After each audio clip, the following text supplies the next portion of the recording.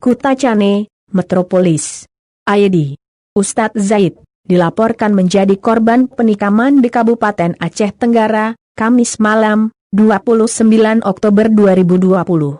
Peristiwa itu terjadi saat Seng Ustadz asal desa Kutagaluh, Aceh Tenggara itu sedang menyampaikan ceramah pada peringatan Maulid Nabi Muhammad SAW, di desa Kandang Belang, Kecamatan Lawe Bulan, sekitar pukul 21:30 WIB.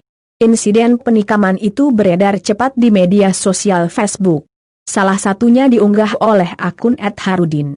Astagfirullah, yang terjadi sama Ustadz Syekh Ali Jabir terjadi juga di Aceh Tenggara. Ustadz yang lagi menyampaikan ceramah Maulid Nabi tiba-tiba diserang dari belakang, tulis pemilik akun.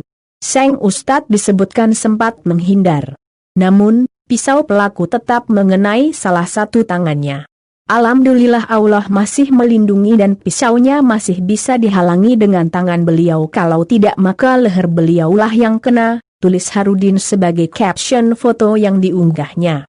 Informasi diterima Metropolis IT dari sejumlah warga dan saksi mata. Ustadz Zaid ditikam oleh seorang pecatan polisi berinisial AZ. Pelaku penusukan itu tiba-tiba masuk dari jendela belakang masjid dan langsung menusuk Ustadz menggunakan pisau belati.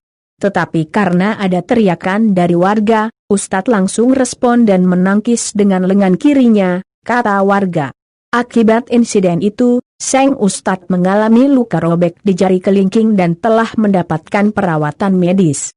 Hingga berita ini diunggah, Metropolis ID belum mendapat keterangan resmi dari kepolisian setempat terkait pelaku dan motif di balik peristiwa itu.